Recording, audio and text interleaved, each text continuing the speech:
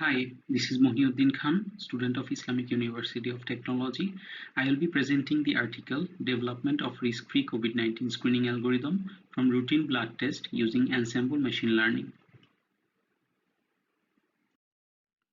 Throughout my session, I will be covering following contents. Before jumping into main section, let's have a brief on the taxonomy. Out of 7 human coronaviruses, 4 are normal and 3 are novel virus, out of which SARS coronavirus 2 has caused the ongoing pandemic. This is the protein structure of the virus.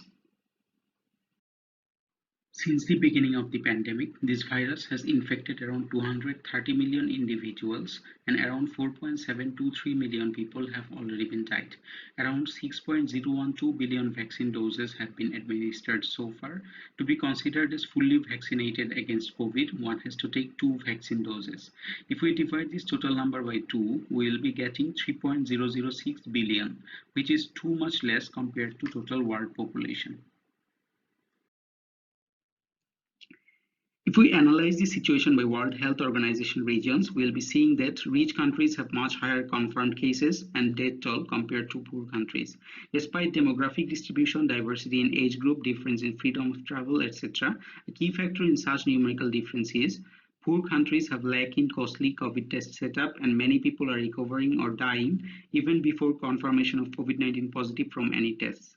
Hence, they are kept out of COVID demographic count.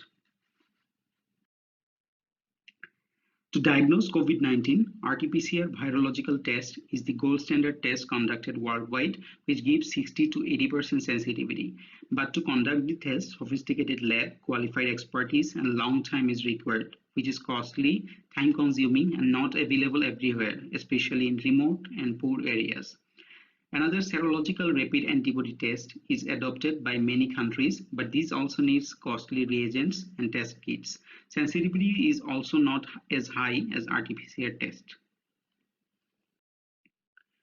Recently, several convolutional neural network and various deep learning-based radiological image classification models have been proposed for COVID diagnosis from chest X-ray and computerized tomography images. Though CT image classification gives high sensitivity as RT-PCR tests, these CXR and CT image-based radiological classification models are not ubiquitous due to expensive machines and radiation hazards, etc. Recent studies have also claimed that CXR classifier models show less sensitivity in cross-dataset tests, indicating the models might be learning shortcuts from image borders, text markers, etc. instead of learning pathology.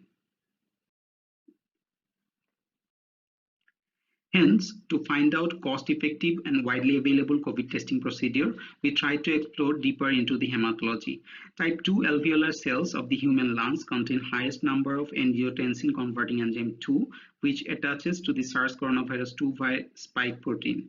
As a result of further breeding of the virus inside host cells, NTSE2 antibody is produced. Lungs gradually become infected, inducing forced cough, sore throat, which in turn causes fever, fatigue, pain, etc. due to changes in hematological and immunological parameters associated with human bloodstream.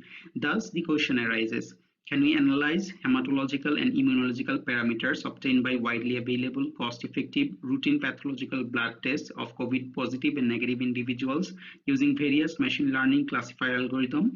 Will the model be risk-free? If the overall performance is satisfactory, the developed machine learning model can be developed for early diagnosis of COVID-19 affected symptomatic, asymptomatic, and even pre-symptomatic individuals. Let's move on to the experimental procedure. This is the overall system architecture of our study. We analyze the pre-processed dataset using stacked ensemble machine learning. We have collected the dataset from Kaggle, which contains 5,644 samples having 111 clinical features. We observed that many samples do not have sufficient data enlisted, even they are not suitable for null value imputation. We discarded these samples and finally selected 603 samples with only blood-related 25 attributes enlisted in this slide. We then performed k-nearest neighbor missing value imputation with 5 neighbors, followed by dataset resampling using synthetic minority oversampling technique in order to balance the target class sample and to avoid high bias towards highest frequency class. After that, we have splitted the dataset into 70-30 ratio as training and test set for the further analysis and normalized the dataset using scikit-learn standard scalar library. We analyzed the dataset using stacked ensemble machine learning, where we initially swept through 8 machine learning algorithms and finally used k-nearest neighbor, support vector machine, random forest classifier, and extreme gradient boosting classifiers with enlisted hyperparameters as weak learner, and adaptive boosting algorithm as meta learner for the proposed model. We computed the performance of the classifiers by calculating accuracy, precision, recall, and F1 score metrics. From the simulation results, we see that the stacking of the AdaBoost classifier atop of other 4 nearly high-performing classifiers improved the prediction, giving promising statistical metric values as 100%.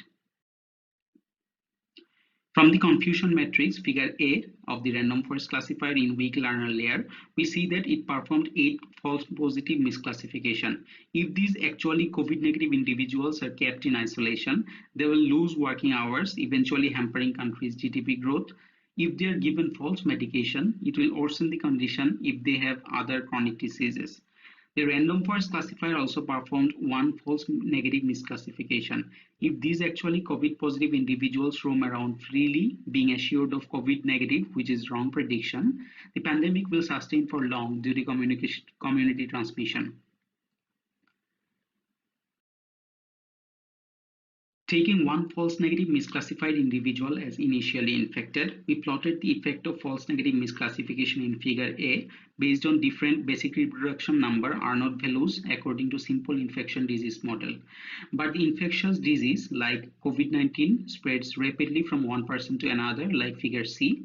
Keeping that in mind, we estimated a rough idea of new infection cases according to simple susceptible infected recovered model using COVID-19 R0 values of Bangladesh from 11 March to 7th April 2021 as depicted in figure D and E. New infection cases would remain at 0 if the individuals were properly classified during test and held in isolation as portrayed in figure B. This enforced us to adopt Ensemble machine learning approach, which resolved the issue of misclassification by improving precision and recall of the model. We compared our findings with the recent studies conducted on the same dataset.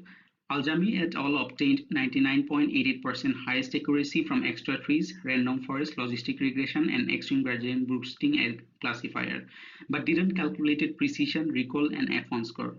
Few other articles also missed those desirable statistical values, which give a measurement on misclassification done by the machine learning models. Compared to these articles, we ensured the superiority of our proposed COVID diagnostic model using stacked ensemble machine learning approach. To curb the ongoing devastating pandemic caused by the coronavirus, it's imperative to ramp up the number of COVID diagnostic tests, which demands for a low-cost, ubiquitous, high-precision, and time-efficient screening procedure, which will be widely available even in poor countries and remote areas. Our study characterized the limitations and risks associated with the AI-based models having unknown or less precision recall.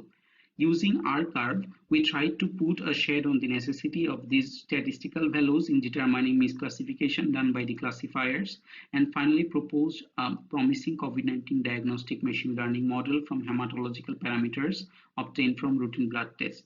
Nonetheless, this study keeps future scope of further development to address some challenges, including usage of large dataset from diverse geographical regions, rigorous public testing and validation, incorporation of more attributes, and multi-class classification other than binary classification performed in this work.